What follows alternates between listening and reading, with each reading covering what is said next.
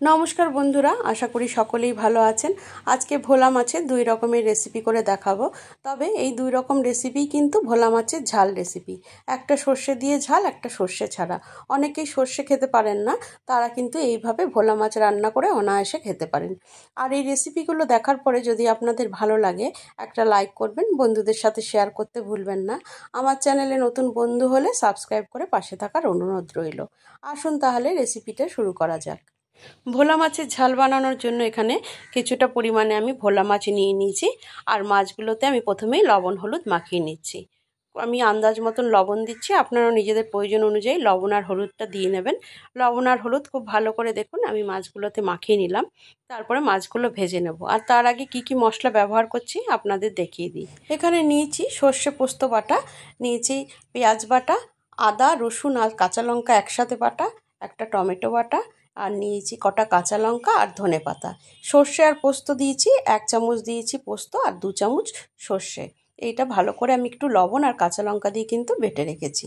এইভাবে বাটলে কিন্তু সর্ষে তেতো হয় না। আপনারা লবণ আর কাঁচা লঙ্কা দিয়ে সর্ষে বাটবেন, দেখবেন সর্ষে তেতো হবে না। এখানে খানিকটা সর্ষের তেল প্রথমেই আমি গরম করে নিচ্ছি মাছগুলো ভাজার জন্য। সর্ষের তেল ভালো করে গরম হয়ে গেছে, 1 চিমটের মতন হলুদ দিয়ে দিলাম।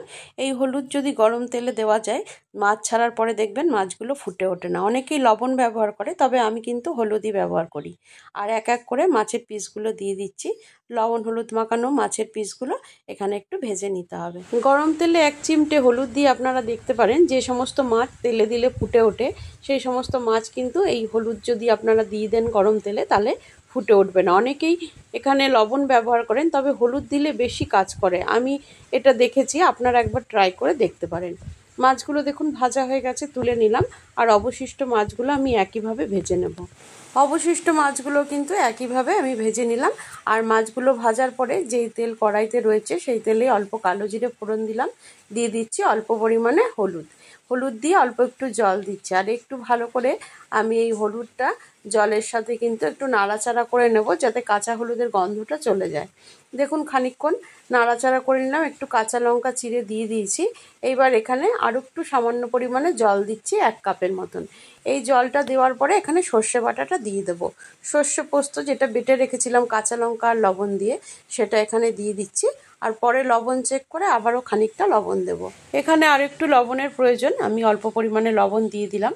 আর দিয়ে দিচ্ছি 2 চামচের মতন কাঁচা সর্ষের তেল। আর 4 চামচ মেপেই এই সর্ষের তেলটা এখানে দিলাম। আর এই তেল দেওয়ার পরে সমস্ত উপকরণ মিশিয়ে ভাজা মাছগুলো দিয়ে দিচ্ছি। ভাজা মাছ দিয়ে দেওয়ার পরে ঢাকা দিয়ে দেবো আর 5-6 মিনিট একটু ফুটতে দেবো। ফুটলে ভোলা মাছের ভেতরে সমস্ত উপকরণগুলো মিশে যাবে আর খুব সুন্দর স্বাদ হবে এই ঝোলের। দেখুন খুব ভালো করে ফুটে গেছে। এবার এখানে উপর থেকে একটুখানি ধনেপাতা কুচনো দিয়ে দেবো। দিয়ে আমি ঢেকে রেখে দেবো খানিকক্ষণ। ধনেপাতা দেওয়ার পর কিন্তু আর ফোটাবো না, আমি ঢাকা দিয়ে রেখে দেবো। তারপরে আপনাদের পরিবেশন করে দেখাচ্ছি সর্ষে দিয়ে ভোলা মাছের ঝাল কেমন হলো। দেখুন 2-3 মিনিট পর আমি এই পরিবেশন করেছি, কত সুন্দর দেখতে হয়েছে। খেতে তো অপূর্ব হয়েই ছিল। আর আপনারা একবার বানিয়ে খাবেন, খুব সামান্য উপকরণে এই সর্ষে দিয়ে ভোলা মাছের ঝাল। এবার দ্বিতীয় ঝাল আমি রান্না করব সর্ষে ছাড়া। তার জন্য অল্প সর্ষের তেল গরম করে নিয়েছি, দিচ্ছি একটা শুকনো লঙ্কা, এলাচ আর দারচিনি। এখানে কিন্তু লবঙ্গ দেওয়ার প্রয়োজন নেই। ফোড়নটা ফুটে মিষ্টি গন্ধ ছাড়লে এখানে আদা কাঁচা লঙ্কা রসুন একসাথে যে বেটে রেখেছিলাম, সেটা 1 চামচ দিয়ে দিলাম। আর এটা একটুখানি ভেজে নিলাম। তারপরে এখানে দিয়ে দিচ্ছি আমি পেঁয়াজ বাটা। পেঁয়াজ বাটাটা পুরোটাই দিয়ে দিচ্ছি। আর পেঁয়াজ বাটা দিয়েও কিন্তু খানিকক্ষণ একটু ভেজে নিতে হবে। যতক্ষণ না কাঁচা পেঁয়াজের গন্ধটা চলে যাচ্ছে, ততক্ষণ পেঁয়াজটা ভাজতে হবে। দেখুন পেঁয়াজটাও খুব সুন্দর করে ভাজা হয়ে গেছে। এবার এখানে আমি দিয়ে দেবো টমেটো বাটা।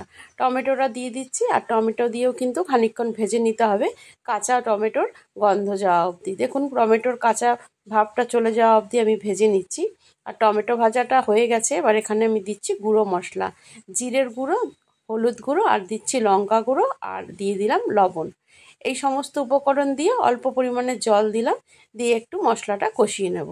যতক্ষণ পর্যন্ত না তেল ছেড়ে আসবে, ততক্ষণ কিন্তু মশলাটা কষাতে হবে। দেখুন কিছুক্ষণের মধ্যেই মশলাটা ভালো করে কষে গেছে। এবার এখানে আমি খানিকটা পরিমাণে জল দেব। আর গ্রেভির জন্য জলটা দিতে হবে। আপনারা নিজেরা যতটা গ্রেভি রাখবেন সেই অনুযায়ী জলটা দেবেন।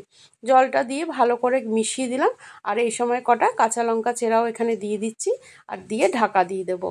ঝোলটা একটু ফুটে উঠলেই ঢাকা সরিয়ে এখানে ভাজা মাছটা অ্যাড করে দিতে হবে। দেখুন ঝোলটা খুব সুন্দর করে ফুটে উঠেছে। এবার ভাজা মাছ দিয়ে দিচ্ছি। ভাজা মাছগুলো দিয়ে কিন্তু আবারও আমি ঢাকা দিয়ে দেবো। ঢাকা দিয়ে আরও 4-5 মিনিট ফুটিয়ে নেব। তাতে ভোলা মাছের গন্ধ খুব ভালো করে ঝোলের সাথে মিশে যাবে। আপনারা এইভাবে একবার ঝাল বানাবেন, দেখবেন খুব ভালো লাগে খেতে। যারা সর্ষে খেতে পারেন না, সর্ষে খেলে সমস্যা হয়, তারা কিন্তু এইভাবে রান্না করতে পারেন। উপর থেকে সামান্য ধনেপাতা কুচনো দিয়ে আমি নামিয়ে নিচ্ছি। আপনারা দেখতেই পেলেন খুব সহজ উপায়ে কিন্তু এইভাবেও ভোলা মাছের ঝাল বানানো যায়। আর এই রেসিপিগুলো দেখার পরে যদি আপনাদের ভালো লাগে কমেন্ট করে জানাতে ভুলবেন না। দেখুন দেখতে কতটা লোভনীয় হয়েছে, খেতেও কিন্তু খুব ভালো হয়েছিল। ভোলা মাছের 2 রকমের ঝালের রেসিপি আপনাদের কেমন লাগলো অবশ্যই জানাবেন। আর গরম ভাত দিয়ে কিন্তু খুব ভালো লাগে এই রেসিপিগুলো খেতে। তাহলে দেখতেই পেলেন কত সুন্দর অল্প সময়ে এই রেসিপিগুলো তৈরি হয়ে গেল। আপনারা একবার ট্রাই করবেন। আর আপনাদের কাছে অনুরোধ রইল, যারা নতুন বন্ধু সাবস্ক্রাইব করে আমার পাশে থাকবেন। আজ তাহলে এই পর্যন্ত, আবারও দেখা হবে অন্য কোনো রেসিপির ভিডিও নিয়ে। সবাই সুস্থ থাকবেন, ভালো থাকবেন, নমস্কার।